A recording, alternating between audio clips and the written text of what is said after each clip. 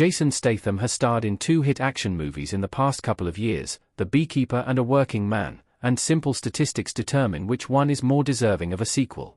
Statham is one of the last remaining box office stars who don't need to rely on IP like Marvel superheroes and can actually attract a crowd to a theater. At a time when most non-franchise action movies flop, audiences are still turning up to see Statham on the big screen.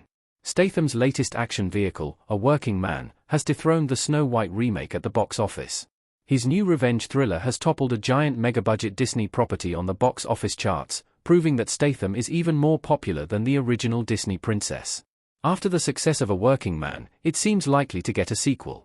But maybe Statham's last action movie, The Beekeeper, should get a sequel first. The stats make it clear that one deserves a sequel more than the other. A Working Man's box office and Rotten Tomatoes scores compared to The Beekeeper. The Beekeeper got a warmer reception from critics and audiences. While A Working Man has been a hit with both critics and audiences, The Beekeeper did even better. The Beekeeper caught everyone by surprise.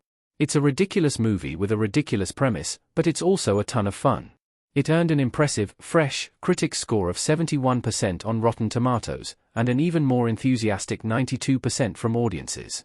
A Working Man's audience score isn't too far behind The Beekeeper with 89%, but it has a much lower critic score of 51%, below the Rotten threshold. The Beekeeper fared better at the box office, too, grossing $16.5 million domestically on its opening weekend, via Deadline. A Working Man's own opening weekend isn't far off, with $15.2 million, but The Beekeeper had great legs and ended up with a very strong multiplier. A Working Man should still end up being a success, but the weaker reviews will make it more difficult to repeat The Beekeeper's lifetime gross of $162 million. The Beekeeper fared better on CinemaScore, too. A Working Man earned a respectable CinemaScore of B, but The Beekeeper slightly outdid it with a B+. A Working Man could get a sequel, but The Beekeeper 2 would be better. Both have franchise potential.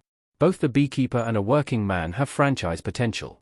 The Beekeeper has some fascinating world-building and the first movie just scratched the surface, while A Working Man is adapted from a book series with a bunch of other entries.